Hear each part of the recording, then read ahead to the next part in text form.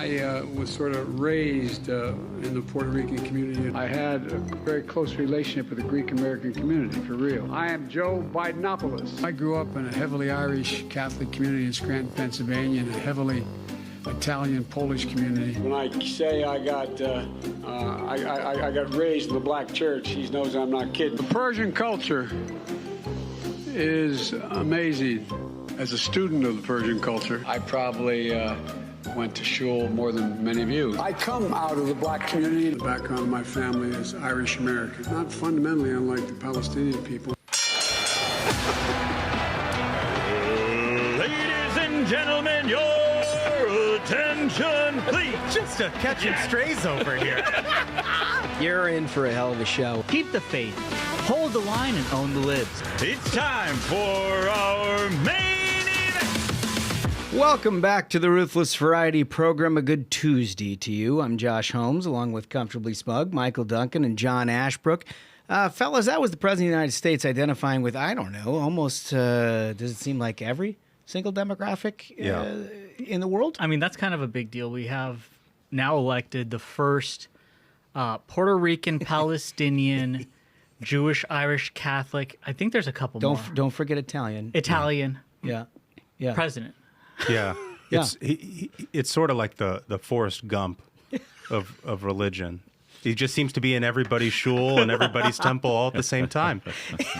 It's unclear to me why it is that he thinks that's effective, because there's nobody that looks at Joe Biden and is like, oh, that guy's Puerto Rican. Yeah. You know what I mean? I believe him more now. It makes absolutely no sense. No. But this is like what he does. But it's part of, I think, the larger challenge that Democrats have these days is that they have identified their politics entirely within silos, where it's not grouped together based on an ideology or ideas or anything else. It's all identity based. And so they all go back and they're like, well, I'm one of you. Right. And it's like, I think not even a little bit. You know, I think you're right. That's a really good point. Is I think he feels the need to kind of qualify himself, because essentially with DEI, the Democratic Party is demonized. If you're an old white man, you're considered like the worst demographic in America and responsible for everyone's problems. And so whenever he's talking to any group, he has to essentially be like,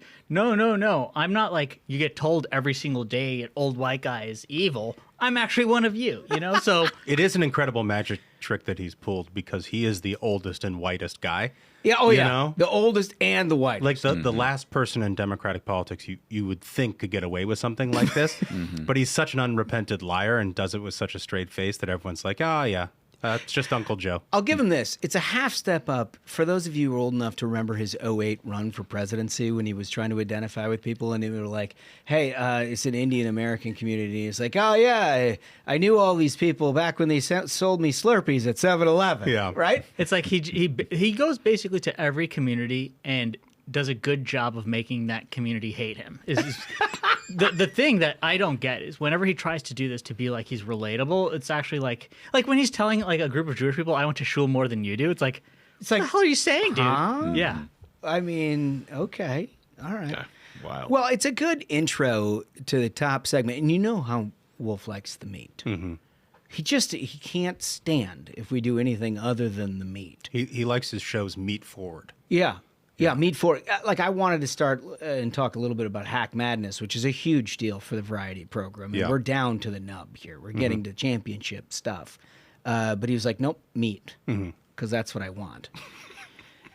But that's the perfect segue into the meat. So I'm going to adhere to his demands here, because if we can play this clip, clip number 1, Spaghetts. Why Imam Khomeini, who declared the International Day of Quds, this is why he would say to pour all of your chants and all of your shouts upon the head of America.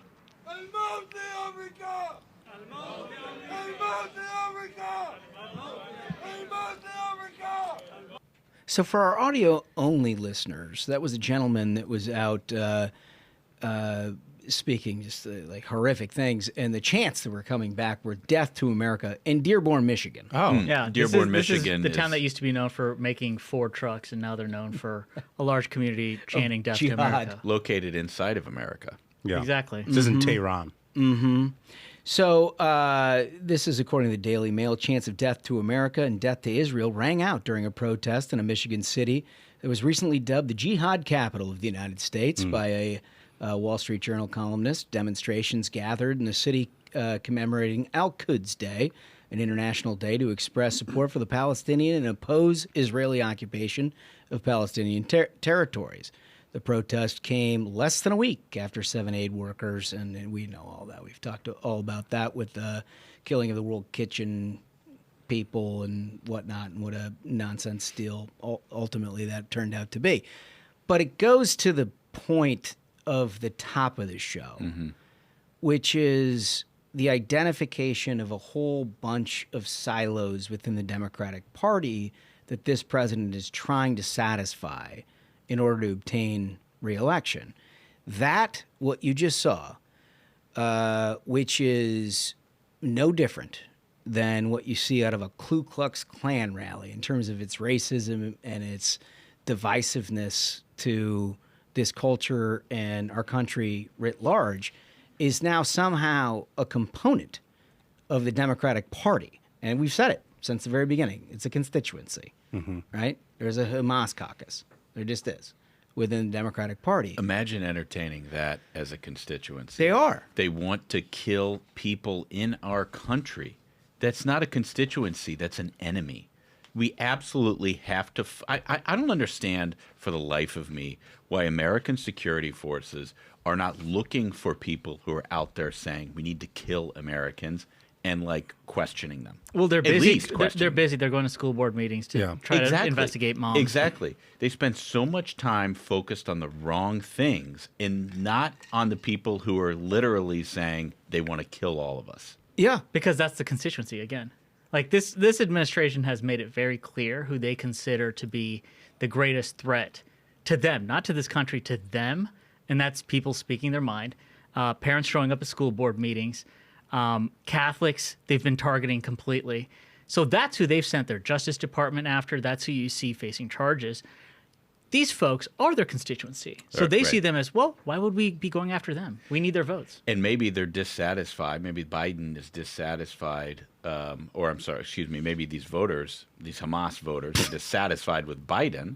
But if you look at the Biden administration, it's literally like stocked with people who think like Well, that. they're trying to triangulate it, which is the worst part about all of this, right? I mean, the idea that post-October 7, that you're triangulating a constituency that not only identifies with a bunch of terrorists that beheaded babies, raped women, kept hundreds of people hostage, and continue to do so, by the way. You don't read about that. You read about Israeli airstrikes. You don't read about the hostages that are still innocent men, women, and children kept in Hamas custody at this point, if they're alive at all, right? You don't read about that. What you read about is everything else. But I guess my point is here, this administration has seen that as a political liability as such to triangulate around it, where they're talking about this conflict as though it's they're mediating a two-way war of well-intentioned individuals without regard to how it started, without regard of the last 40 years of history in this regard. I mean, it's wild to me. Right. We get to hear from both sides. You know, Yeah, everybody's got an argument. There must be some reason why Hamas broke through the Israeli border and just murdered women and children indiscriminately on October 7th. We need to listen to what they have to say. The laziest argument in politics is, oh, we want peace. We want peace. Well, of course you want peace. Everybody wants fucking peace. The question is, what has disrupted the peace? It's complete bullshit because, as we've said many, many times on this show, when Hamas was coming over the border into Israel, they weren't chanting two-state solution, Right. give us what we want. They just shot. They just killed. Well, and I saw murder. over the weekend there was another rejection of Hamas of any sort of ceasefire whatsoever. But, no coverage of that. We're not going to talk about any of that. Of course not. All right, so coming up on Ruthless, we're going to talk a little bit about the hack madness situation, where you find yourself and rooting on your favorite journals. A lot of surprises out there, fellas. It's going to be fun to see how this thing ends up. Maybe a new champion, maybe not, but we're going to certainly see some new faces. We'll let Smug do that. A big announcement from the Trump campaign as it relates to the life issue. We'll talk a little bit about that. Some great news and some warning signs for Trump on the campaign based on recent poll numbers. Liberal dark money is funding dozens of fake news outlets. You've heard a lot about this from us in the past. A little bit more meat on the bone, shall we say, in terms of what's happening now. We've got some variety out there. The threat of Botswana's president is making to Germany, and it has to do with wildlife. Leadership. It has is to what do it's with called. wildlife. And then we got two great guests today, Stephen Aaron and Baker Leavitt. Baker is the Black Rifle guy. Mm-hmm. You've heard his name before. Incredible marketer, just in tune with cultural America. Stephen Aaron's a guy that we've worked with for a lot of different things over the years, who's figured out a very different way to tackle the American electorate, which, we endeavor to have a little variety here in terms of how you do that, because we got to get over 51 here next fall. So with all that, we'll get to it right after the break. Americans for Prosperity has done it again. You're going to love this. Know how Biden's been running around the country bragging about Bidenomics? And the media's doing stories on how the president has embraced the term? Well, guess what? Americans for Prosperity just bought the Bidenomics.com domain name. I can't believe the White House didn't get this first. This would be like Pepsi buying Coca-Cola.com. It's hilarious. Bidenomics.com sets the record straight on the failures of Joe Biden's economy, his horrible record on cost of living, wages, debt, deficits, energy, and more. I've been to the site. I can tell you, it's not what Joe Biden wants Americans to see. AFP takes Biden's own words and compares them to the reality of everyday Americans. It's packed with facts and stories that prove Bidenomics is a costly failure. Americans for Prosperity deserves a lot of credit for this coup. Visit Bidenomics.com soon, the website Joe Biden doesn't want you to see. So much consternation is happening within conservative circles. I'm not sure the liberals know how to deal with this quite yet. In independents, I don't know that we have a full idea, but the Trump campaign unveiled its abortion policy on Monday. This is according to FoxNews.com. Trump vows to support IVF. Abortion laws should be decided by the people in their states. Former President Donald Trump on Monday announced his position on whether abortion should be banned following months of not taking a stance on the combustible crucial issue in his 2024 rematch with President Biden. One more graph for you to set the table. The presumptive Republican presidential nominee took to his social media platform on Sunday night to say that he would issue a statement on abortion and abortion rights. In a video posted Monday, Trump explicitly affirmed his support for an in vitro fertilization. And remember, that's become an issue because of the Alabama Supreme Court and a ruling down there that I think is pretty isolated to Alabama about the viability of eggs used for IVF. And he emphasized his support for states determining their own laws for abortion, so long as there are exceptions for rape, incest, and the life of the mother. Fellas, what do we think about this? I mean, I don't think he's really treading any new ground. I mean, I remember when we had the Dobbs Supreme Court decision, that seemed like it was the whole point, is we want to overturn Roe v. Wade because we want the law to be sent back to the states.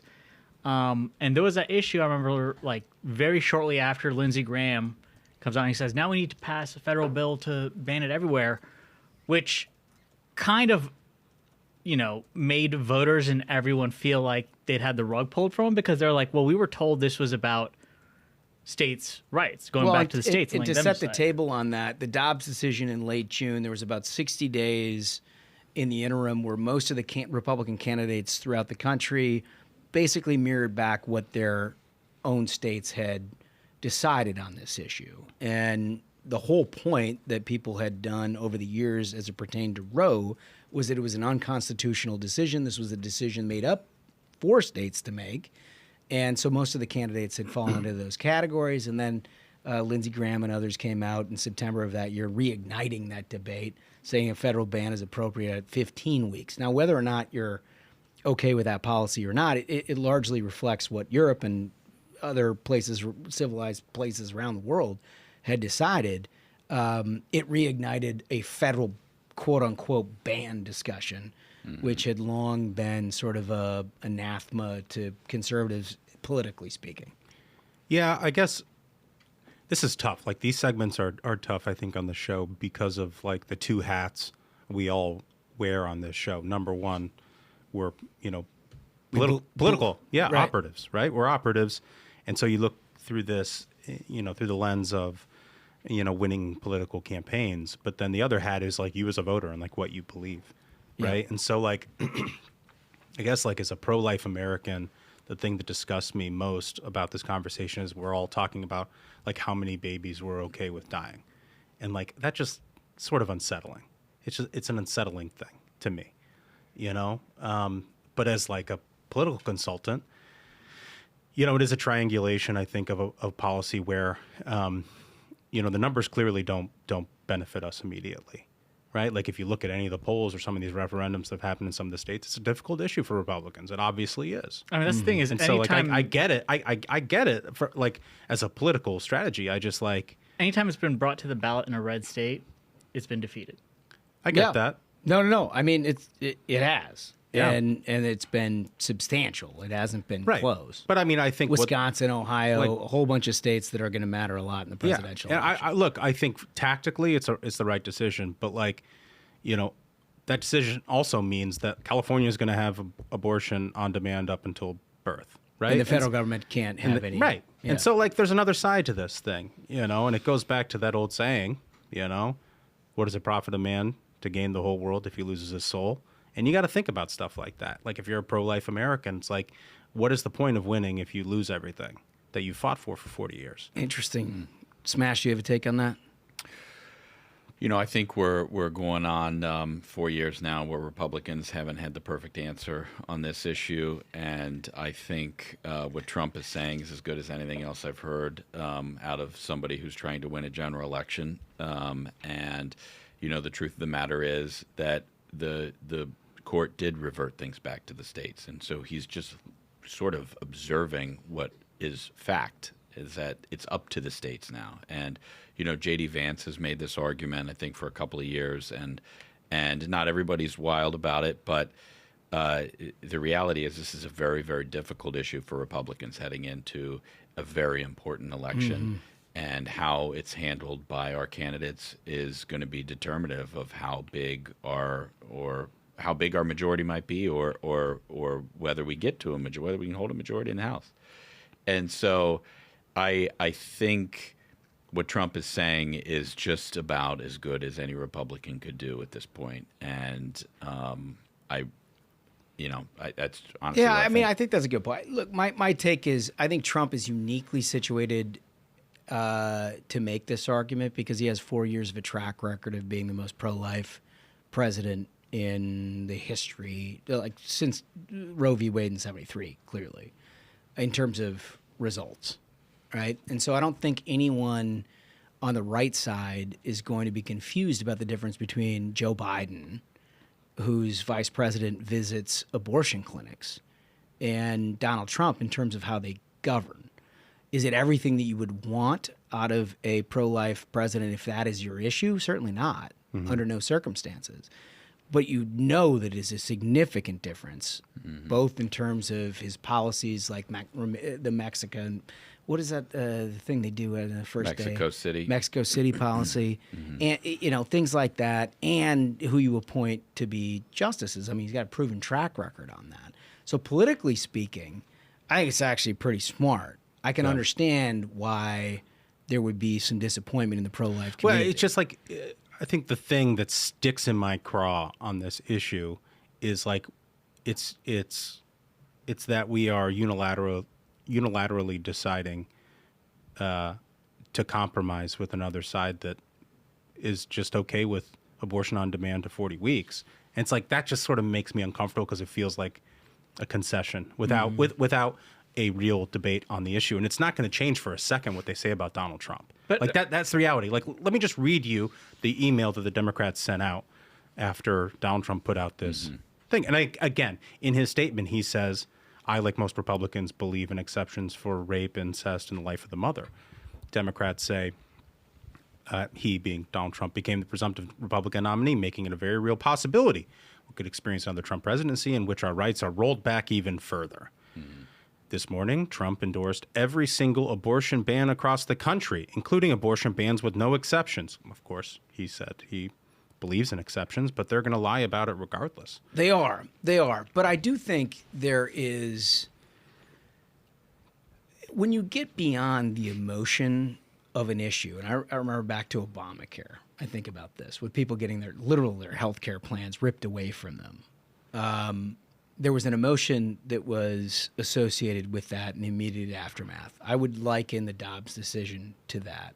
But as it plays out over a cycle and a half, you've kind of come to grips with reality as it is. And when you're saying to the American public, the reality as it is okay. And what I'm not going to do is make fundamental changes to that. You could have all the problems in the world with California, for example, having absolutely no guardrails on abortion. But if that's really your issue, why the fuck are you living in California? Right? Like, go somewhere else. If that's really your issue, you got to get out of there, because you're never going to find a pro-life constituency the likes of which could have reasonable abortion policy in California, at least not now. So, like, what he's saying to the Michigans, to the Wisconsins, to the Nevadas, to the Arizonas,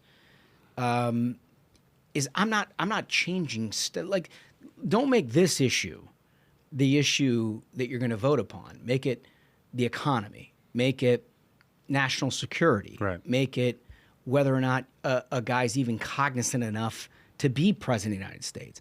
All of which, if you look at every poll, and I mean every poll, NBC, Wall Street Journal, CBS, ABC, all of them will give you a list of 8 issues, 7 of which he's decisively winning, some far over 50%. The only one is abortion. Only one. So if he's doing anything to mitigate that issue, he's winning on all the others. All of the others at this point.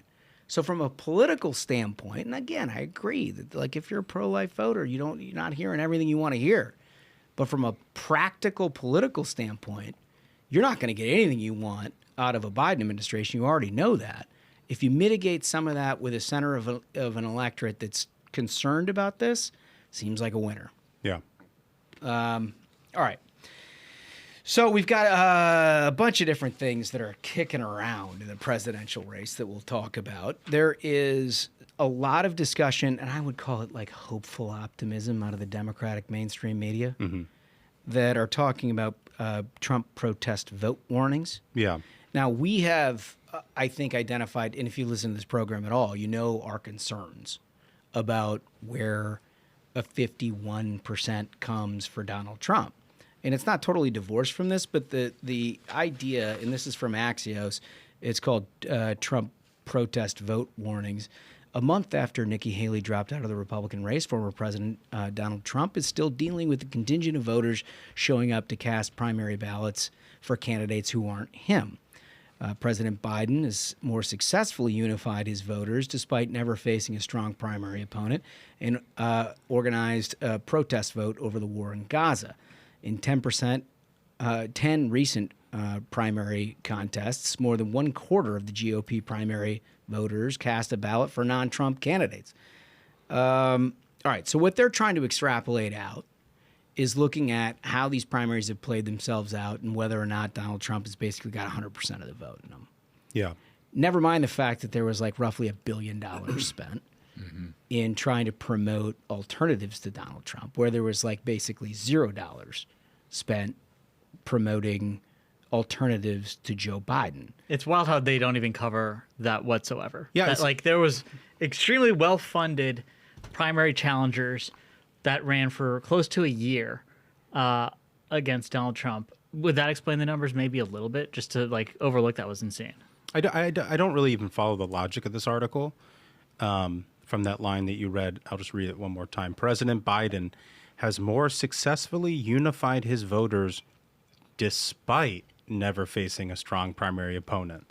Yes. I would make the argument that it's easier to unify when you have no primary opponent. Yeah, the copy editing could use a little work. A little there. bit of work, but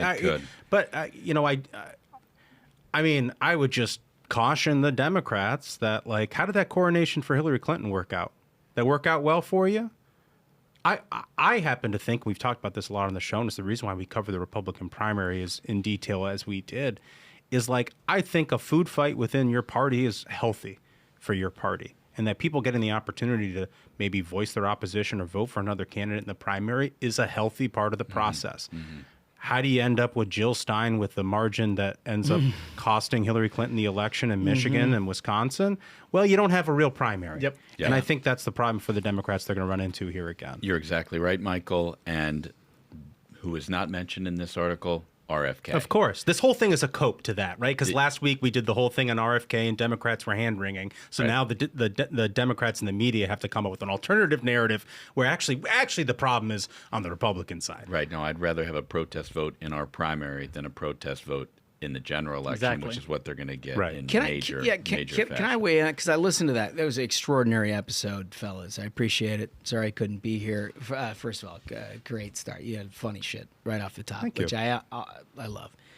The RFK thing. So I went into the deep into the crosstabs because I was on a plane and I was just sitting on the tarmac. So it got like an hour to kill to go. Don't you love that, by the way? It's like it clears your head out and you can do some stuff like that. You can actually look through it. Yeah. The RFK thing it doesn't actually cut against Biden. And I mean, in most of the swings. Or you think it cuts equally? It is a mixed bag to be at minimum. Mm-hmm. It is some more than others. It changes the ballot. It definitely reduces both sides by 3 to 5%, and it's just all sort of like a different amalgamation depending upon the state that you're in. Mm-hmm. But the bigger issue as it pertains to what we're talking about here in terms of unifying your base has nothing to do with RFK at all, in that none of those people are base Democrat voters or base Republican voters. They're sort of dissatisfied voters. Base Democratic voters, there is still a significant problem with. They're acting as though this is all said and done. It's not. Mm-hmm. You see Donald Trump with numbers amongst African Americans and young people, the likes of which no Republican has ever seen. And I don't think he's going to ever end up at that point. But I do know that the Democrats aren't there yet. They wouldn't be doing the pro-Gaza, pro-Hamas thing if they were not actually concerned about where progressives are with the base. They haven't unified shit. Right, and if Cornel West shows up on a ballot in Michigan, that is the bigger issue to me. Mm-hmm. That is the bigger issue to me. The RFK thing, I think, is like a little 6 of one, half dozen of another. It's the Cornel Wests and the Jill Steins in a number of these states that show up the same way the not Joe Biden vote in Michigan did in February. Mm-hmm. That is like, I don't know anything about these people, but they're not Joe Biden, so I'm going to vote for them. 3%, game changer. Game changer. I mean, that is the difference between winning and losing a general election. And the Democrats know that, which is why they're doing such stupid shit. It's why you send your vice president to an abortion clinic. It's why you start saying that Israel is on the wrong side of this discussion, despite the fact of everything that everyone saw in October 7th. They're just paying lip service to dumb fuckery. Well, yeah, because it's all about mobilizing the base and its voter intensity. That's ultimately their issue. Right? Nobody would do that if you didn't have this problem. Yeah, I mean, it's obvious, right? It's like these third-party candidates, yeah, they could be an issue. But to your point, Holmes, the call's coming from inside the House. It's an actual base Democratic turnout problem. And, Donald Trump is going to get Donald Trump voters out. No question. Well, I've always said, if you want to know the people who do all the polling, if you actually want to know where the race sits, watch the behavior of the campaigns. Mm-hmm. Donald Trump came out on Monday and triangulated on the issue of abortion, a base issue, to the Republican Party. He must feel pretty confident about where he is amongst base Republicans. Dude, that is a great point. If you look at where Democrats are, they know damn well the right foreign policy place to be. They know damn well the United States is completely screwed if we lose Israel as an ally and they are somehow under attack in the Middle East. They know that. Yeah. That's why President Biden came out right after October 7 to reiterate our support for Israel. It's why we've continued to send aid to Israel. It's all this thing. So now when you look at when he's triangulating all of that, it's politics. They're concerned about the opposite of what Axios is saying here. They're concerned they haven't unified their base, and you know what? They're right. Look at the polling. They're right. They under-index on all of the key demographics you need to win a national election. It's almost like if you read a mainstream media headline, you know that Democrats see that as a vulnerability of their own, because they're pushing a story that they know will get written in the way they want it to get written to cover up for something that's going wrong on their side. Yeah. And that's what they've done here with Axios, because that's actually the problem that they have. And you can yada, yada, yada, hand wave your way through, like Nikki Haley getting 12% of the vote and something that's, here's a metric to do it.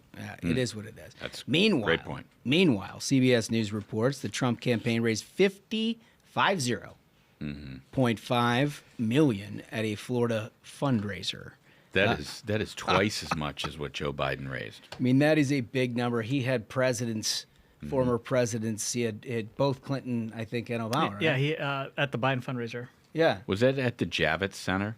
I wish. That would have been great.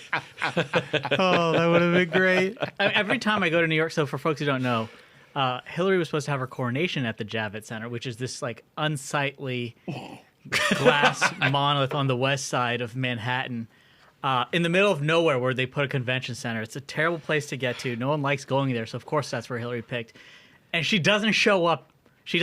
Like she gets destroyed. She gets owned.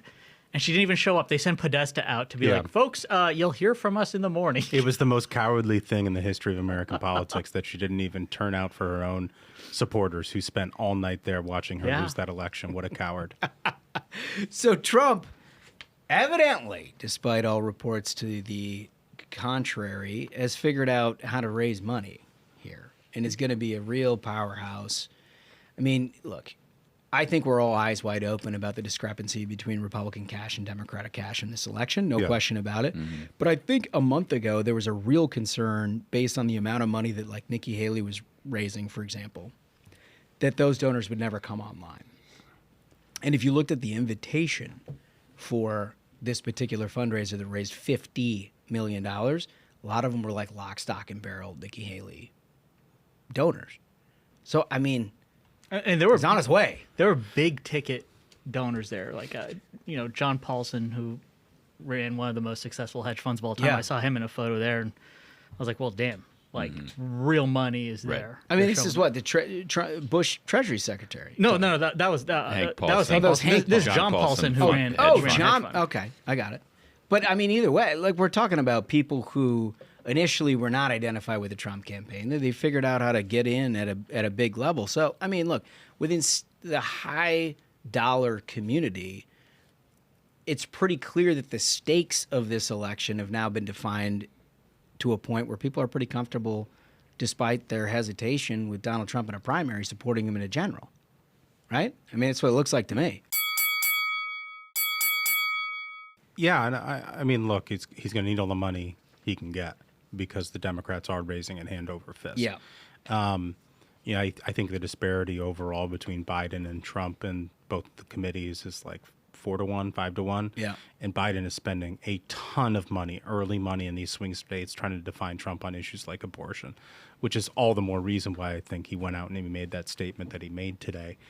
I would say, like, in presidential politics, like, money isn't the ultimate determinator. Like, Well, if We it saw- was, Trump would never be here in the first place. Right. I mean, in 2016, Hillary Clinton absolutely boat raced him. Dominated. You know, but, you know, my hope for the Trump campaign and the RNC and these folks is that, like, that money that comes in goes in back to, like, the blocking and tackling of winning those elections, not just ads, right? Like, ads are great, and I think it's going to serve an important purpose with the persuadable voters and everything. But, like, this election is unlike any election we've recently had. I mean, Clinton v. Trump to some extent, but at this point, these two candidates are so incredibly defined by every person in the electorate. I mean, like, seriously, find a person who doesn't have an opinion of Joe Biden and Donald Trump. You're not going to find a person, seriously, who's thinking about casting a ballot. Like I think, like you're saying, ground game. Ground game. We're going to need ground Early game, voting, absentee early by voting. mail, like putting all those resources into that's going to like pay off so much more in motivating people to actually bank their vote. Like, that's what we got to do. Wait a minute. You're saying that it's a bad idea for Trump to spend 75% of his budget in broadcast news adjacencies? You don't think he should do that? No, you know, I mean, I really don't. You know, I mean, look, But everybody watches broadcast television. No, look. Oh, Ted Koppel's still on, right? Dan Rather? Morley Stauffer. They're waiting It's for him in safer. Wild It's America. safer. Oh, Morley Morley safer. safe. Oh, yeah, Don't sorry. disrespect Morley. Don't act like he's not your buddy. He's dead. He's Smug. dead. He's dead. Well, you can still be friends with dead people. But it's actually a good segue because what Democrats are investing, we've talked about this a lot. Their GOTV is exactly that. Well, they're they have going to dead. get Morley Safer to vote for him. They don't need the news adjacencies. They have the news. Turn out the dead. No, but that's not where we're headed here. It's news and information flow. Because what we've seen with Democrats in recent years is they can't sell the actual policy to anybody in the center of the electorate. They can't. There's nobody left, center, right, center that buy the Biden agenda whatsoever. So they have to figure out how to massage all of that. And what they've done is invested, and we've talked about this a lot at the program, in massive nonprofit funding of quote-unquote newsrooms. This is according to CJR.org. Which itself gets left-wing dark money, but Well, which will but explain they're exactly what telling, they are say. they telling on themselves? No, you'll see. It's hilarious because this is the whole issue. But go right ahead. States Newsroom now has a full-time presence in all 50 states after adding outlets in North Dakota and Utah earlier this year and establishing a partnership with Spotlight Delaware, and a local nonprofit. The network now has 39 freestanding newsrooms, as well as a partnership with state-focused nonprofit newsrooms in 11 states, including Texas Tribune, Cal Matters, Honolulu Civil Beat. Its expansion is part of a growing trend. According to Pew Research Center, 20% of State House reporters worked for nonprofits in 2022, up from 6%. That's a huge jump in 2014. By 2022, there were almost as many State House reporters working for nonprofit organizations as there were for working for local newspapers. That's the thing. So it's the number of reporters working for these left-wing dark money outfits at these state houses has tripled in 10 years. There's as many of them working for these left-wing dark money outfits as there are working for the local paper. So the And they get control news credentials, right? I mean, these people act as though that they're reporters. And one of the big complaints that we've had over the years with the mainstream media is not necessarily with reporters on a national level, but copy editors, headline writers, and assignment editors on what it is that you're covering. But if you work for a left-wing dark money organization, what do you think the assignment editor is going to say? Exactly. Are they going to have you cover the how Biden's not cutting it on the Gaza front? Yeah. Like, no. I mean, of course not. Well, so just to rewind the tape for the listeners' sake here, is like after Donald Trump won in 2016 and the left went absolutely crazy about Russia and fake news and all of this sort of stuff, it became a pitch in Democratic politics to say, like, we have to go out there with better information. We have to go out and make our own news so we can get in the news feed and counteract all this misinformation from Republicans. As if they weren't getting As if, like, they didn't own all the corporate mainstream media in the NBC, first place, right? CBS. The Like- right-leaning Washington Post. Yeah, right. But ultimately, it's the voters' problem because they're not sharing those articles onto Facebook, you know? And so, like, we're going to go ahead and we're going to try to change the algorithm by flooding it with left-wing dark money. And what happened was Tara McGowan, this Democratic political consultant who started this outfit acronym, launched this adjacent product called Courier Newsroom, and that was funded by Arabella Advisors and all this dark money web of nonprofits. Including your guy that only you can pronounce. Hans-Jörg Wyss, yeah. There you go. There we go. The Swiss billionaire. Apparently, that's not foreign interference in our elections. But Courier Newsroom stood up a lot of these basically front groups that were masquerading as news outfits. And of course, where did they launch these things? Was it, I don't know, Hawaii, New Mexico?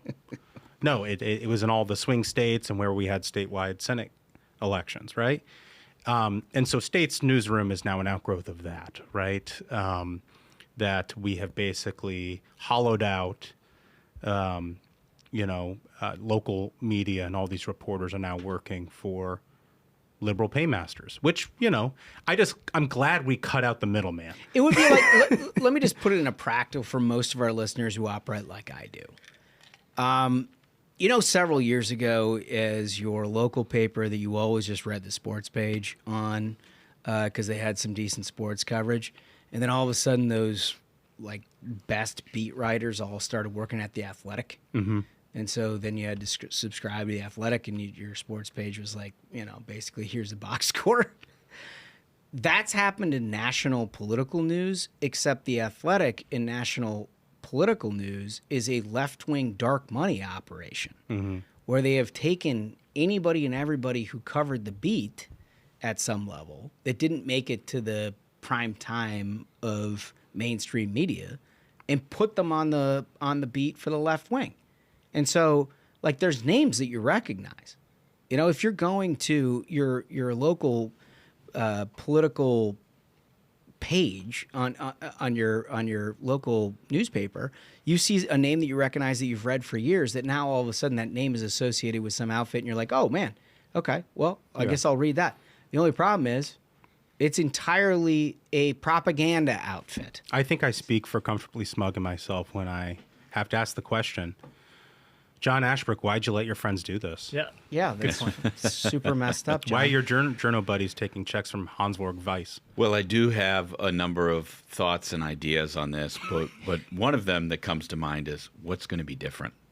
To be honest with you, we have suffered under left-wing media for the last decade. It's been so bad. So I spent time thinking about this when I read the story, and I knew you'd come to their defense. But nothing has changed.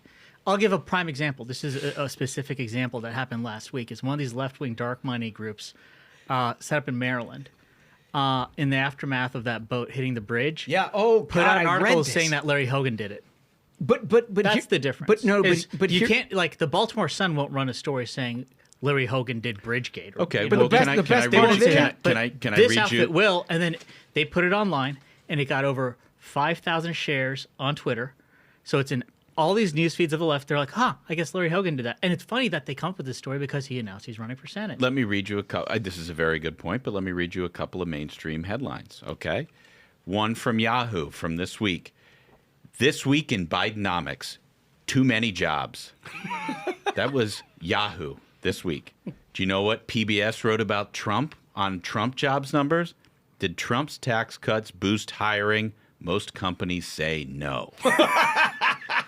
So you're always saying no matter what, no matter who's funding it, it's always the same outcome. We've always had a partisan slant, which is why but now we have an open publishing of fake hit pieces that'll make print that are put out online that would not make it past even the most left-wing Baltimore Sun editor. Oh, you think that the Baltimore Sun wouldn't approve of the headline you're talking about? No, that's why they didn't run it, and that's why this fake news website So Smug, here we have Comfortably Smug sticking up for the Baltimore Sun in their editorial process. Well, I will say in this article that I read from CJR.org itself, apparently funded by left-wing, it says the organization has faced criticism from past media watchdogs who accuse it of harboring left-wing bias because of its donors. That criticism was largely based on its early connection to the Hopewell Fund, a trust funded by left-leaning billionaires that incubated the organization before its launch. That's the thing. I mean, that's it's all bullshit. I just love people see right through it. That's the promise. Incubated. I think that's the issue is they don't see through it. You don't think people the way that unless you tell them the way that it got shared online right? Of, I guess Larry Hogan did this, because you will see a lot of this. Like, they've set up all these fake news websites in swing states to be there, embedded, pumping out content, and then ahead of the election, it's like Duncan said, they're all going to be publishing articles saying that Trump says he will not support any exception for abortion. And then that's going to get shared widely, and that's going to happen right before ballots drop in the mail. That's going to happen right before Election Day, and Ashbrook's okay with it. Well, if you put look, if you Absolutely not okay with it. It's the what a most hilarious- preposterous what a thing. hilarious- Drive-by shooting. Drive-by shooting. with malice. The bullet did not strike. I'll have you know. But I mean, look, it's not the only thing. There's a Semaphore article that is about Soros is building an audio empire. Over the last 2 years, Soros Fund Management, we all know what those guys are up to. The firm founded by billionaire investor now controlled with Open Society Foundations. They always make these things sound like they're They can't be like evil corporation to destroy America. right. You know? Right. That's like foreign money to influence your thought process.com. Bolsheviks coming to shoot you. It has become an increasingly key player in the oldest electronic mass media, radio. In February, the company is largest shareholder in Odyssey. It became the largest shareholder. Yeah. The bankrupt second largest radio company in the U.S. with more than 230 U.S. stations and a podcast arm that includes Cadence 13, a Pineapple Street Studios. In 2022, Soros invested undisclosed amount in Crooked Media. Oh, Shocker. Oh, the Pod Bros. Yeah. And those are, what do you say about the Pod Bros? 4 mediocre white guys taking credit for the first black president. Yeah, that's right. Yeah. It's very That's right. It's The liberal always podcast network behind the ultra popular Pod Save America. Ultra popular, by the way. It's ultra popular. And Soros backed firm. Hold on. Can I just stop you? Mm-hmm. Can you imagine if people were just giving us $1 billion? Yeah. What would we do? Like what would the Ruthless Variety program look like if you had like the Soros Fund Management being like, hey, we like your point of view. Here's $10 million. Let's see what you make of it. Well, I know for sure, 100%, we wouldn't all be in suits right now having to do real business. I know. Okay, so that deserves an explanation. We actually have an appearance this evening. And the backdrop wouldn't be black hexagons. It'd be Marathon Key, Florida. Yeah. Most likely. I'd be remote in a country that doesn't extradite. Like, 100%. Yeah. That's probably Because right. they don't let conservatives have anything. But here's the thing that I hear when you mention that Soros is funding a brand new radio network for audio medium. Well, the first thing that comes to my mind is Air America. I don't know if you guys remember God, I this. remember. Yeah. Al Franken. Al Franken and so many others. The left stood this network up to try to compete against Rush Limbaugh, but they failed because Rush was funny. He was actually informative. And he was what the audience wanted. They didn't want Air America. And so I think as far as an audio medium goes, people don't want to be lectured to all day by some like person telling them how to live. But that's the thing is, like you said, Al Franken was on there and he became a U.S. Senator. That's the thing is they understand and see the value in media as an outlet for their getting out their base, pushing their lies. Because to get a buy-in on things like, yeah, maybe opening the border isn't a bad idea. You can't just tell someone that. Mm-hmm. You know, you have to mask it under, hey, this is going to be a fun little podcast show. By the way, we're opening the border.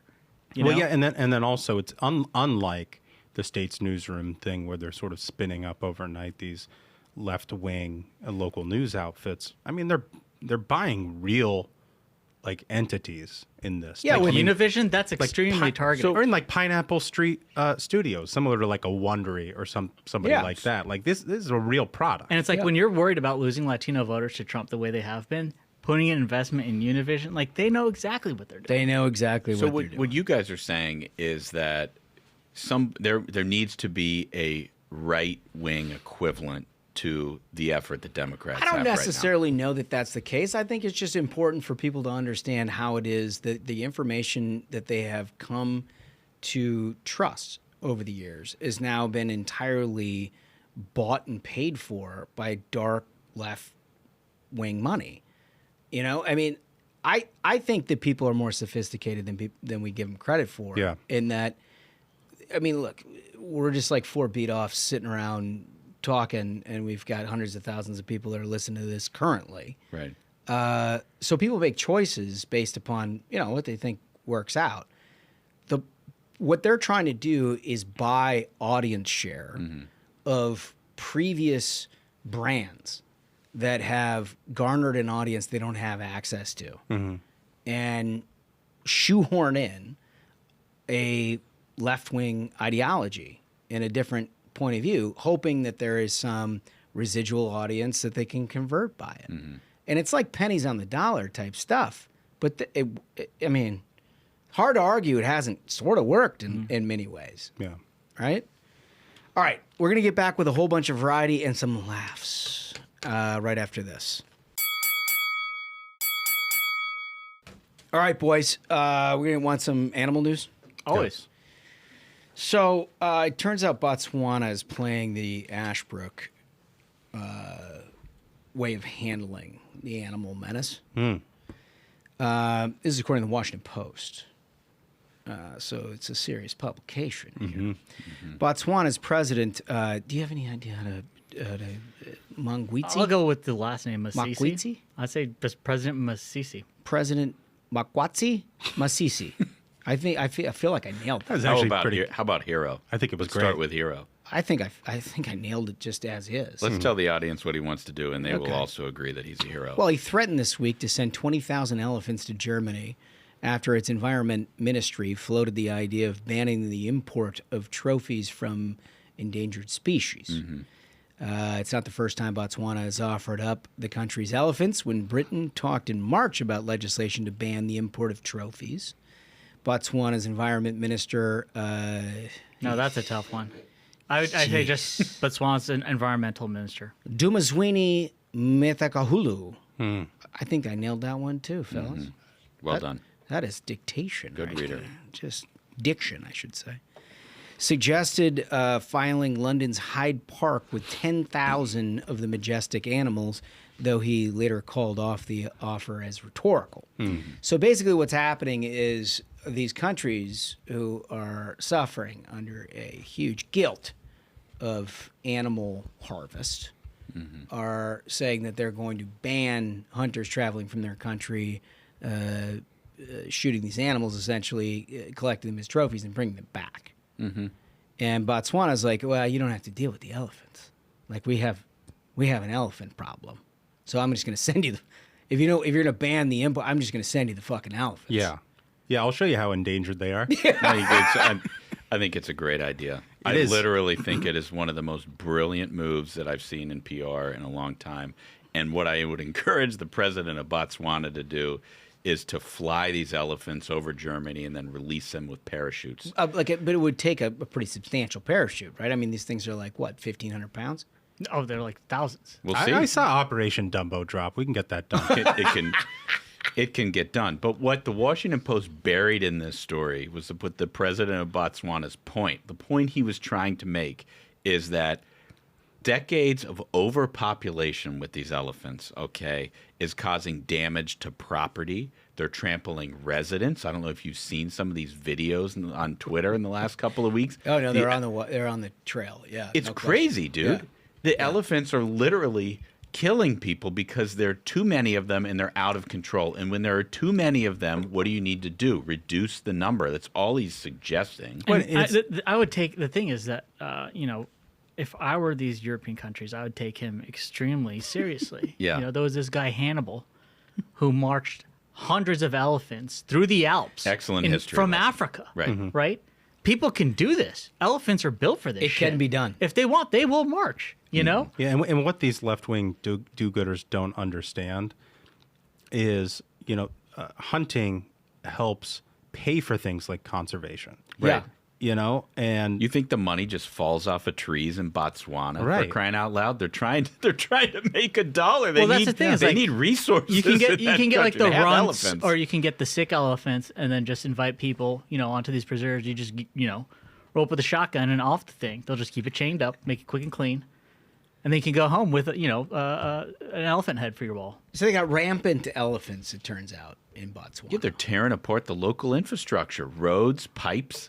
Like they're literally tearing up pipes. Yeah, you find the bad ones, you shoot them, and then that funds the conservation. Elephants are smart animals, okay? And so what they do, if they want water in the middle of nowhere, they know where the water is flowing through these pipes. They literally break the pipes and they drink the water. So it's not going to the people in the villages from the town. The elephants are stealing it. And so, like, why in the world are they not allowed to reduce the population of something that's really causing a problem for their people? I don't understand it.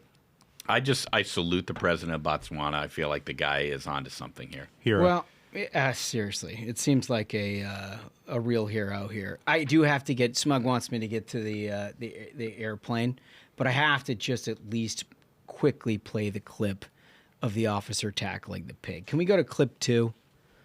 Clip 2. All right, so there's a loose pig in this Utah neighborhood, and watch this officer take this thing. Boom. Nice. Boom. Okay, I'm going to be real. That Now was listen, impressive. Listen. The pig hates it. Yeah. Nuisance. So the first thing that I thought of was Smug. This was like maybe your early 20s at a local bar. In North Carolina? Well, we'd usually have them smoked. We wouldn't have them live anymore. I'll tell you that. But that was an impressive maneuver by the officer there. The officer I mean, did you see that? Because, like, that thing was not trying to go in. I'll tell you that. He was not trying to be captured. I saw really strong lateral movement from the officer. Yeah. Looks like he could be a Mike linebacker. Yeah. And I would give him an A on the draft grade. And I say maybe in a mock, he'd go 15th overall. Well, he not only did he have the lateral movement necessary to sort of corner this thing, but his attack. Yeah, the on dive. it, He went for it. the dive, the wrap, and then he picked this thing up and it's squealing. Yeah. Yeah. And it goes back to our previous segment. It's like, look, there's a reason why they have hunters in helicopters shooting these wild pigs all over Texas. Yeah. It's like when a species becomes overpopulated, it's the responsibility of hunters to cull that population so that humans can exist in concert with the animal kingdom. Right. Totally. And Spaghetti told us that he's an expert on picking up wild pigs and I'd love to hear that all story. around town. So listen. I feel like that's an important piece of the program. To clip 3, and this will introduce our Southwest Airlines here. My God. So what you're looking at is a cowling off an engine of a Southwest Airlines flight that is flown wide open. The engine looks like it's barely hanging on. It was forced to make an emergency landing. Well, I mean, for the folks who don't have video, so you're seeing like the engine cover thing, just like as the plane is taking off, it's just like coming apart, flying off. Can anyone in the audience guess who made this plane? Like, Wait, who made it? Gotta Or who be put Boeing. there Gotta you be go. Boeing. It's Yeah. a Boeing 737. Oh, I didn't realize we're going They in just on can't. Boeing. They at just this can't point. catch a break at this point. It's been a rough few years. It's been. I mean, they had planes exploding. They had doors flying off, and now engine cobblings. Who operated that particular airline? Well, I mean, that's the thing. So this is Southwest. All right. Anyone is happy to have a seat on this like steerage class of airlines. So like the engines are not promised. Like I guarantee none of these folks got shit. You know, like they were not told, hey, you know, we're gonna give you a flight coupon or whatever. They're like, this is Southwest. What are you doing here? This is your problem. Just happy to make it there alive, sir. Just happy to make it there alive. You gotta love it. All right, so. With all that, we have to get to our guests. These are two really interesting guys. Baker Leavitt, again, you've heard from in the context of like Black Rifle Coffee and products that have highlighted sort of the parallel economy in a lot of ways. Somebody who's tapped into culture beyond politics to sort of market their products. And he's with Stephen Aaron, guy that we've done a lot of work, particularly in the Second Amendment community over the years. And they got an interesting approach to how it is that Republicans could win elections this year. Let's have a listen. So one of the things that we endeavor to do here on the Ruthless Variety program is talk to interesting people who have perhaps a little different look at how we can get voters in the box in 24. And, that comes in all shapes and sizes. You heard our critiques of certain approaches that other organizations are doing, but we were really intrigued by these two gentlemen. We got Stephen Aaron of Perspective Strategies and Baker Leavitt. You probably heard of him through Black Rifle and all kinds of different stuff that he's doing. His Digital Mongoose is his company that he uses for consulting. Fellas, welcome to the program. It's nice to be on the old program, man. Thank you for having us. It's mighty kind of you. I mean, how about this? Thanks for having us on the program. I just wish we were doing this at a cocktail hour where we could just really get into it. I mean, that's what I thought we were going to do. We got the eclipse going outside. Why aren't we doing this outside at a patio? Feel slighted. Stephen, we are professionals here at the Ruthless. I've watched the program before. So you know that's not true. Isn't the eclipse supposed to be super dangerous or something? It's literally happening right now. Yeah, you can't stare directly at it. Yeah, but there's all these preppers putting all this info and how to prepare for it, 6 months of supplies and all. That's why we're here, so you can spread the conspiracy theories. Yeah. I love them. I love it. The past few conspiracy theories over the past year have all turned out to be true. So let's hope this one is nothing more than just a conspiracy. Yeah, exactly right. So listen, fellas, you guys are up to some interesting things, and you've taken a different look at how we go about turning out conservative voters, people who have not typically voted or at least infrequently voted through a variety of different means. Tell us what you're up to here. Well, it started with a premise. And the premise was we might need to find some more Republican voters. Yeah, right. I mean, I just thought 2018, 2020, maybe we should find more voters. The premise is they're out there, that there's 74, 75 million Republican voters and 115 million people who identify or see the world similarly as Republicans or conservatives, however you want to identify. And then Marquette came out with a poll on Thursday that said, 48% of registered and certain to vote will vote for Donald Trump. 56% of registered and uncertain to vote will vote for Donald Trump. 64% of unregistered voters would vote for Donald Trump. Wow. I mean, that's just a stunning number. The wrong trajectory. Yeah. And so the other problem that we were seeing is the party and the party apparatus struggles to communicate with authenticity. I mean, people generally don't like their elected officials. They just it's politicians in general, right? They've been lying to them to get elected for years, and so generally they don't feel good things about their elected officials. So how do we convince these uncertain voters or unregistered voters that they should engage in the process? Well, why? I'm getting lied to by my elected official now. And so the whole premise of this is we have authentic spokesmen and voices in people and influencers who see the world the same way we do and have massive audiences. Mm-hmm. They have tens of millions of followers. And these people come to them for information. They come to them because they want to hear their perspective on Second Amendment or on veterans or on agriculture or on homeschool. All these huge communities of people, they come to these influencers because they want their information. So why don't we use these influencers that have these massive audiences that see the world the same way we do to tell their audience why they need to be engaged, to get them to engage. Hey, here's what's at stake by you not voting. So yeah, and this is a community that you have dealt with for years. Yeah, it's an ecosystem I helped create. Yeah, for sure. So Stephen and I linked up. We started talking probably January, February, and my thing was why do conservatives continue to lose elections? Why are we not, with the state of the economy and the way everything's going and all the stuff you hear online, how does the group that's creating all the chaos continue to win elections? And look at 2020 and 2022, and I think a lot of people, they just get sick of getting gaslit constantly. And so we were kind of talking how can we educate conservatives without gaslighting them? There's got to be another way, because I get sick of being gaslit constantly. Yeah, I mean, it's one of the reasons we started Ruthless, right? Yeah. It's how many times can you tell everybody that everybody's selling you out? Everything would be great if you didn't, X, Y, and Z. There's got to be a different way. But you guys educate, and you add a degree of humor to it.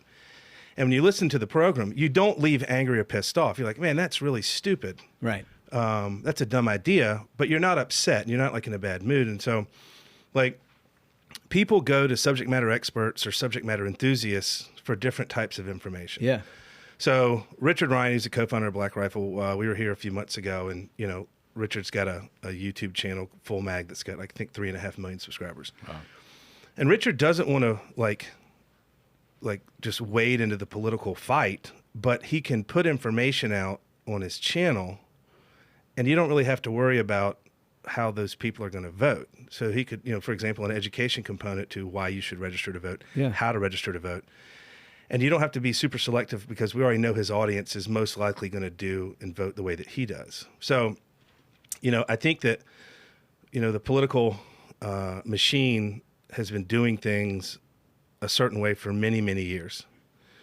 And I said, Stephen, can you, and I asked you guys this before we started recording, like, can you or anyone tell me about something that you're super excited about in this upcoming election? And the answer is no.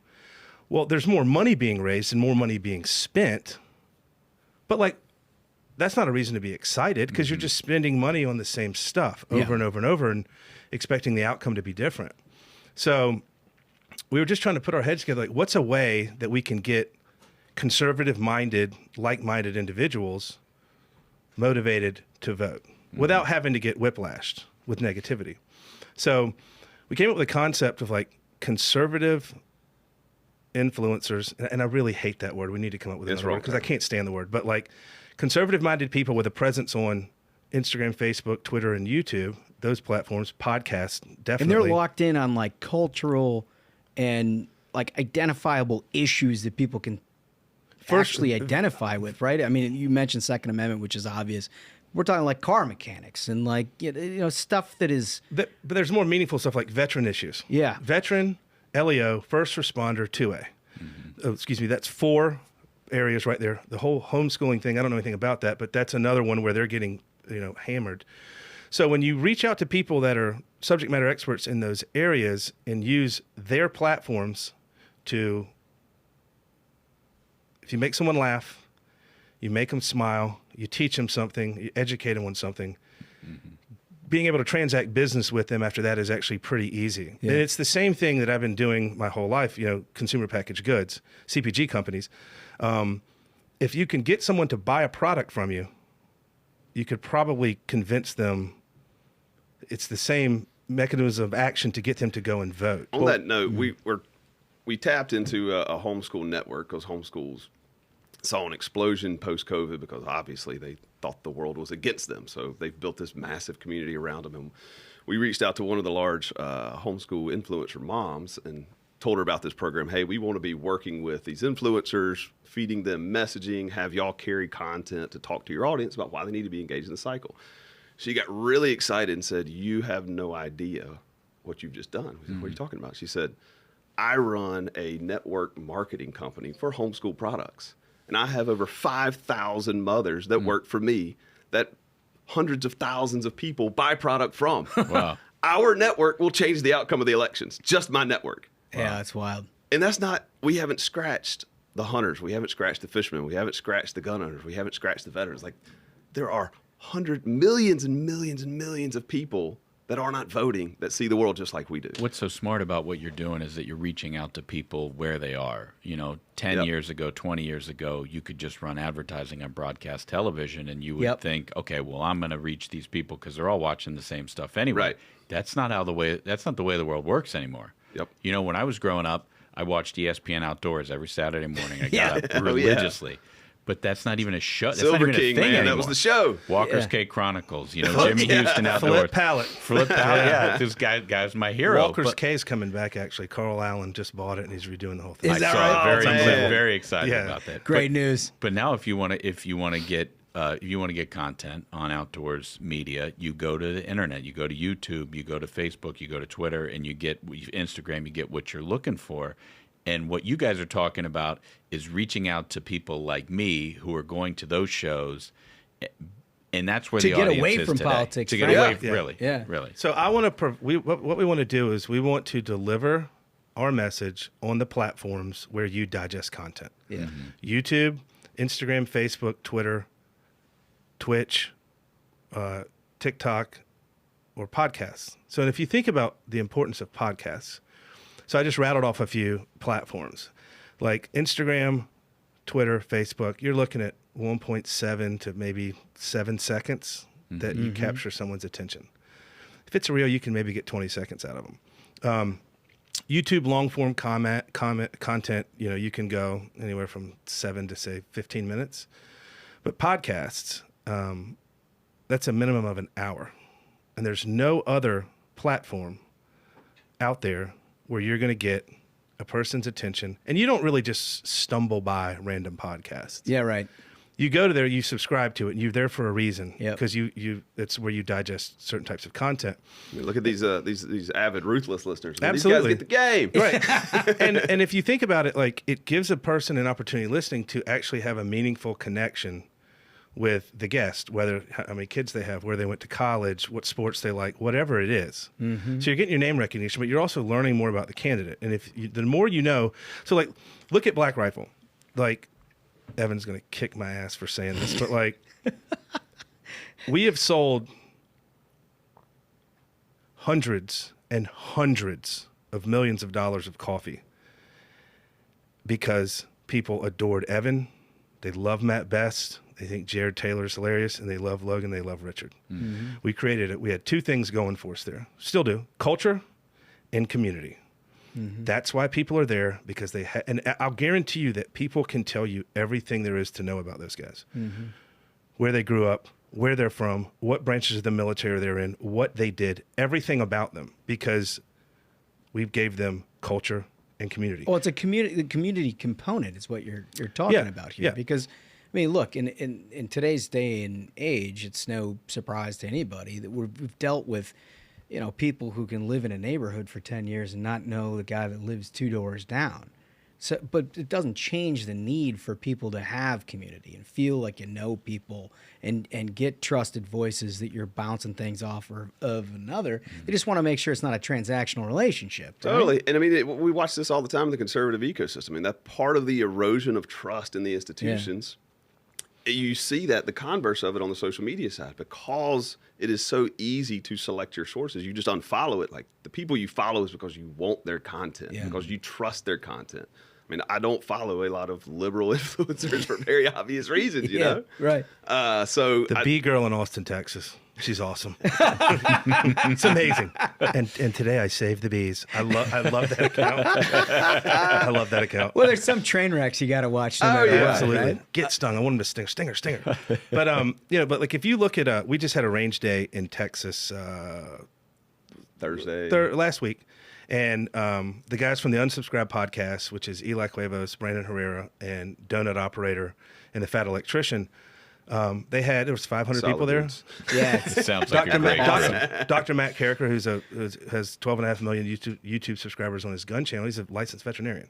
Like, those guys have a massive, massive reach. And there's, I think, out of that range day, there was several 100 million impressions created. Yeah.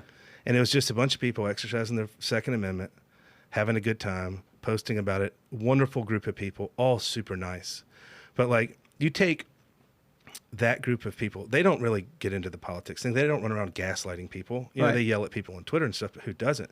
And you just got to think, like, how meaningful would it be if they were presenting conservative issues or presenting or at least networking it back. Initiatives. Yeah, networking it back. Right. And this is another thing. I don't have the data on this, but I would be willing. There's a lot of people out there that don't know how to register to vote. Oh, yeah. And that's going to be part of the side. content that we're rolling out is like, hey, here's how you register to vote, or here's where you can go register to vote, or here's a link you can click. And that's part of what we're working through is we fully recognize that the social companies are likely going to try to censor this if they get a hold of what we're actually doing. So that's why there's no social media presence. There's no hashtag. There's no website to follow. Because we're going to have to kind of deconstruct it and make it much more organic, or else it's going to get dinged. Well, here's what I love about this. If you're left of center, if you're progressive left, let's just start with that, and you are a social media star, you're an actual star in today's day and age, right? I mean, the left has figured out for a long time that there's a bifurcated media component to what we're dealing with. It doesn't mean that they don't own the mainstream media, which they do, but they also understand that people consume media very differently. But because they own that mainstream component, if you're a left-wing star, you're an actual star. Like, people know who you are. Like Dylan Mulvaney. Like, who the hell would ever know who the hell that is, if not for the mainstream media sort of like normalizing this person, and then a company like Anheuser-Busch putting him on a can. So on the right side, it's the opposite. They want to pretend like this doesn't exist. Oh, yeah. Except for the fact that it does in massive numbers. And what you guys have found out, I guess what you're telling me is there are millions of people that are organized around extremely popular personalities and shows that are entirely related to the conservative movement that are untouched, basically, by a political apparatus or any sort of identification with, it's really important we go vote here. I mean, it's very clear that they exist. I mean, if we see that 64% of unregistered people would vote for Donald Trump, like, clearly there's an untouched audience out there. Yeah. And so, you know, that's why we're focusing on not true conservative influencers, but people who speak to a conservative audience, because we want to reach those people that aren't watching Ruthless. Yeah. We want to reach those people that are following, you know, Hannah Barons, who pulls catfish out of a mud hole in Alabama. Yeah, you know, which is awesome. Exactly. I'm from Georgia, and I've hunted on 4 continents. That's how I recreate. Under no circumstances would I do that. No, never. Homeboy from South Carolina that grew up in the PD, I don't stick my hand in mud holes. No. I mean, I've seen her pull up stuff that is like, holy cats, Big I would fish. drown. I would drown trying to get that out of the But water. what about snapping turtles? Yeah. Oh, Jesus. Yeah. No, that's a whole nother thing. Cottonmouths, the whole thing. Very dangerous animals. I'm not doing any of this. I've had to change the subject, so I'm getting nervous right now. I don't like that. So who are you all engaging in all of this? I mean, obviously this is innovative thought that nobody has put time and energy into trying to expand and understand. Like, who are you all talking about? So it's an untapped resource, and one thing that I like, companies that I work with, I focus on underperforming assets. And you win the first game of the 162 games in a regular season in baseball, add the playoffs and whatnot, and you got a few more, but like, you win the first game of the year by getting runners on base and scoring more runs. You win Game 7 of the World Series by getting runners on base and scoring more runs. And I think people get bored and sick and tired of the basics, and they try to reinvent the wheel. So find assets that aren't being utilized, and then find underperforming assets and turn them on. That is what I want to do. So all this Great kind of got advice. started is I've been doing this on the Second Amendment already, where we just recognized that we were just getting... Yeah, you've got a background in the NRA and everything else. Like, this is, you've seen this from an institutional side. Right. And so we kind of recognized in the Second Amendment community that we were getting swamped by both the quantity and the quality of the content coming out of Bloomberg and the gun control community. Right. So some folks came together and said, we need to fix that. How do we right this ship? And so we basically built this apparatus, but in just a very small sphere in the Second Amendment, where we could create basically messaging, give it to influencers, and then have them go push that content Who are out. hunting enthusiasts or shooting enthusiasts, Yeah, exactly. right? Anybody involved in it. But we also roped in earned media with it. Just right now, Colorado is considering an assault weapons ban. Yeah. And so we had Ava Flanell, who's a Colorado resident, Second Amendment influencer. We had her write an op-ed in the Gazette, and she also placed it in Fox Digital. And next thing you know, calls started coming in. So she got on Newsmax, and she got on some local and state radio. Now her quotes from those pieces have gone into 20 different national publications, and her followers have grown. Yeah. And so, like, that's the So whole. it's a mutually beneficial It's a mutually relationship. beneficial thing. Yeah. And so that's all we're doing here. So through all that Second Amendment work, I met one of Baker's buddies, somebody else who works in the influence industry, and we started talking about this problem. Like, how do we get conservatives to register to vote? How do we get them to vote early? How do we get them to drag their friends to the polls? He's like, well, we can get influencers to talk about that. I said, well, let me see what it looks like.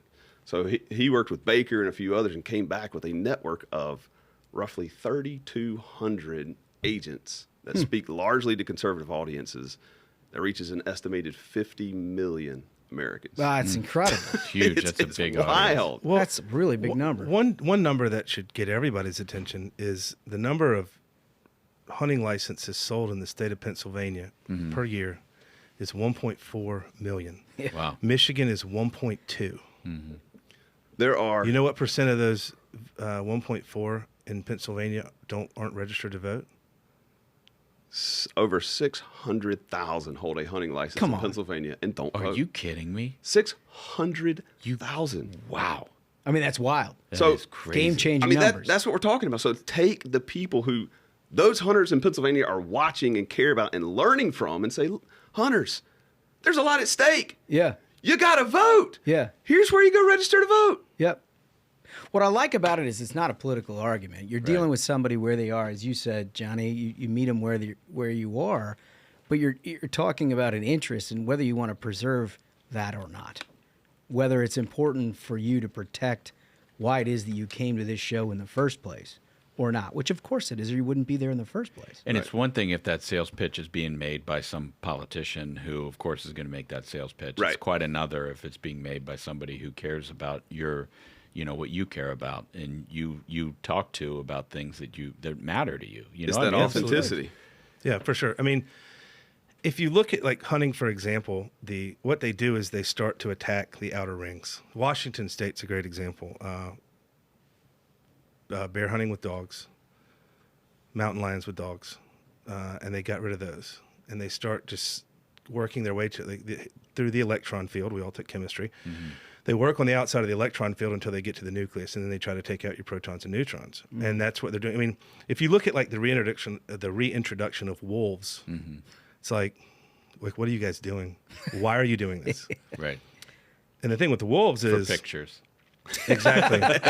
Well, it's actually called anthropomorphism, which is when you attribute human characteristics to animals, you like Yogi the Bear and stuff. But like you reintroduce wolves, and it's sleight of hand is one thing I've learned. Like they're hey, look at this, but you don't know what this hand's doing. Yeah. And wolves get reintroduced. They're an endangered species or in protected species, and you can't run oil and gas pipelines through. Yeah.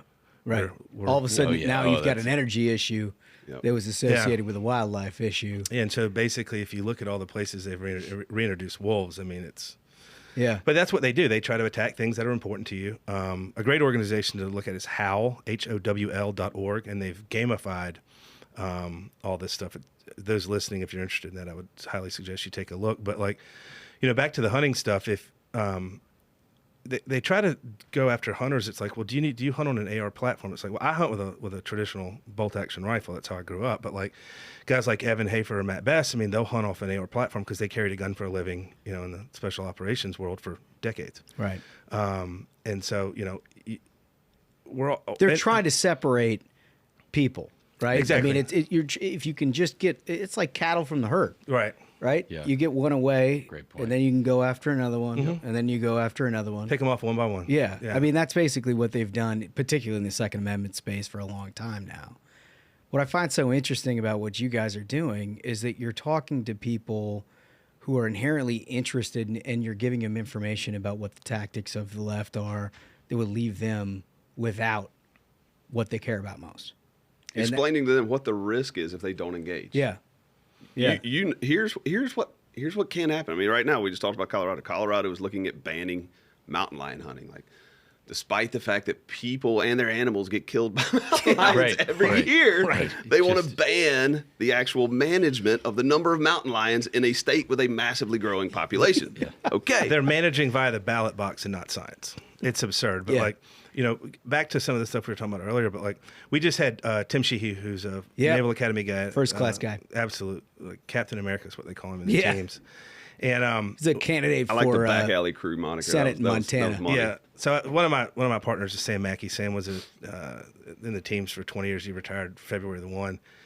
After 20 years, and I was like, hey man, I know all 10 million SEALs. I've met them all, I think. And I don't know anybody that knows this guy. And I wasn't questioning his service, but I was like, can you know anybody that knows me? He's like, I don't know him. He's like, but hold on a second. And he sent me some screenshots of some text messages from guys that he worked with. And they were just like, back alley crew good, Captain America, like awesome guy, like wonderful SEAL. Right. Everyone adored him. And we put him on the Citizen podcast with Dan Holloway. And Dan's an 82nd Airborne guy. He's absolutely, his reading comprehension and reading retention skills are, I don't know anyone that can even hold a candle to this guy, but he's very, very rough around the edges. Like, he says what is on his mind, and like he cusses and all this stuff. And I was like, all right, well, let's get Tim on this podcast. I want to see how he handles Dan. Yeah. And I'm thinking, Naval Academy, gonna be kind of nerdy. Yeah, he's got gonna be right. a nerd. He's got a little higher brow than your average. Right. Didn't drink in high school. Like typical Naval. No. Like, dude, I will tell you this. Teaster does not want to get on a debate stage with that guy. No. Going back to the premise of this is like, we have people that are scared of getting involved in like talking straight about politics for fear of getting their accounts nicked. Right. But they can take that podcast and be like, if I lived in Montana, this is a dude I would want leading me for sure. Mm-hmm. And so it allows them an opportunity to share long form content where you learn a lot about this candidate. And it's just a hell of a story. It's a great listen. And so we have a list of, I don't know, probably, was it 15 podcasts? At least. Yeah. Military, a lot of them are hosts or SEALs, that he's going to be going on all those podcasts. Yeah. And so that's just. So you figured out how to get around the typical political filter, basically, right? I mean, you're dealing direct with people. You're promoting a man that you admire his story. You're not promoting a political candidate. Yeah, exactly. So, y'all know who Hal Malchow is, or see the article on him last week or 2 weeks ago? I think I missed it. I don't know. So Hal Malchow. What's his name? Hal Malchow. That's awesome. He was. Can I change my name to that? Yeah. Does he want to adopt a son? Is he rich? Will he adopt me? Well, he's now dead. So he scheduled his own death for March 21st. He's a longtime Democratic operative. His death is not the point. I did see this article. So if you read through the story, the guy was actually he basically pioneered a lot of the modern tactics of targeting and mail and things like that. Like that was his brainchild. And so he wrote this one last book, and he had dementia, and he didn't want to be a burden on anybody else. So he scheduled his own death. Wild. That's wild. Anyway, point being, he wanted to get this book out before he died. The whole thesis of the last book is we're doing this wrong. Like, we keep promoting candidates. We're selling candidates when we should be selling ideas. Yeah. Let the candidates fall in line behind the ideas. But if he's a Democrat, if the Democratic Party wants to be successful, they will stop trying to sell this individual, this flawed individual over here, and start trying to sell these very high level ideas over here. No, it's fascinating. And that's basically exactly what that wasn't the intention, but it is in actuality what we're doing. We're taking these ideas and saying, divorce yourself from the candidate. If you care about these things, go vote. Yeah. Just go vote. Yeah. If you care about this, go vote. Yeah. Well, listen, it's fascinating. You guys are up to something that nobody else is. We're going to be watching it the whole way through. Tell our listeners where they can find you, where they can keep up with anything. If they want to reach out, where do they go? Where do they go? That's actually the good and the bad part of it is that it literally has no presence. So you're like smoke. You're just like in the wind. Well, you can find me, you can find Baker, but the whole point of the organization... I'm going to sell you some business here. This is that I can't find you. This is good. It's like, hey, man, we got like 2/3 of our audience who are like, holy shit, I'm super impressed. Where do we find these guys? Like, you can't. No, and that's the beauty of it. But no, we want the content to be organic. That's why, like, we are not going to be producing content. Yeah. We will not be creating content. There will be nothing coming from us. It is all going to be the influencers doing what they do, what they know how to do, which is talk to their audience. We just want to kind of help them, like, basically issue of the day. Hey, here's how you can talk to your audience about voter reg today.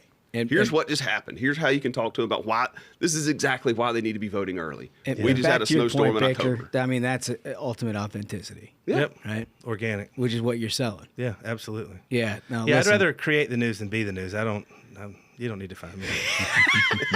I think there's a lot of us that can relate to that. Don't come looking. It'll end badly. I love it. Listen, Stephen Aaron, Baker Leavitt, thank you guys so much for coming in here. We appreciate your perspective. We're going to stay up on this. Anytime we can do anything for you, you let us know. Nah, we appreciate it. It's an honor to be on the old program. This has been fun. Thanks for having us on the program. Yeah. Thanks, fellas. Man, I'm so glad those guys came in because they've got something that's unique and they're meeting voters right where they are, potential voters right where they are. They're not doing the same thing that everybody has done for years and years in campaigns. They're trying something different, and I think you got to pay attention. Yeah, no, it's very, very interesting. We'll keep tabs on what it is that they're up to. And with all that, fellas, it's a good Tuesday, Smug. I think we did it. First, I want to go over Hack Madness, folks. It's the Final Four. Holmes didn't let me talk about it. I can't believe wonderful. I blew that Stop through. the music. Hold on, stop the music. I've made a fatal flaw. It's Hack Madness, folks. We have the Final Four. Philip Bump, Jen Psaki, Keith Olbermann, Taylor Lorenz. By the time you're hearing this, voting is underway to decide who goes to the championship. Go to my Twitter profile. It is Let's pinned break at the this top. down for a second. Let's break this down for a second. Sure. Are you sure you want to? No, I made a huge. I apologize. Yeah. I apologize. Yeah, let's go over it. It wasn't in the document. And Wolf so, made a huge mistake. That's all Wolf. Wolf likes Okay, the now meat. we're blaming Wolf. Well, I Wolf. even talked about it at Spaghetti top. too. I wanted to talk about this at top, but we wanted the meat. You know, he likes the meat. Yeah. So, look, Bump Yeah. Bump was the primary reason in recent years that we've overemphasized the print media from the Ruthless Variety program, and we are dismay that only television was carrying these people to the final rounds. He had a body of work for years, well worth admiring. He finally met his potential here in the Final Four. Yeah. I mean, it was in the last minute. I want to say it took until the final hour of voting for Bump to overtake Bill Kristol. Huge that he's going to be in the Final Four. I think Jen Psaki showing up in her first year, going right to the top Final And just Four. destroying Rachel Maddow. Yeah, destroys Rachel Maddow, 61% to 39%. Of course, you've got Taylor Lorenz, who crushes Ben Collins, who is just a massive hack in his own right, 75-25. And then Keith Olbermann beating Joe Scarborough. These are all incredibly strong hacks. It's going to look a little different. We're used to seeing Jen Rubin in the end. Yeah. And she's gonna not be in the championship for the first time in the history of the tournament. She's not in the tournament in person, but I think she's there in spirit. And sort of like Loyola Chicago had Sister Jean on their sideline, I think Philip Bump has Jen Rubin on his sideline heading into this Final Four. I don't think it's going to be enough. I think we're going to see Psaki v. Lorenz, and then one of those two win the tournament. Dude, Rubin as Sister Jean is one of the hardest takes I've heard in a long time. That is incredible. So you're posting all of that. Yep. It's on my Twitter profile, pinned to the top. Vote as you're listening. Okay, so I won't make a mistake now if I just go right to it and say we did it? That's a wrap. All right, we did it. Absolute banger of an episode, gentlemen. Thank you so much to our listeners. Remember, subscribe on YouTube. It's more fun in video. So until next time, minions, keep the faith, hold the line, and own the libs. We'll see you on Thursday. Stay ruthless.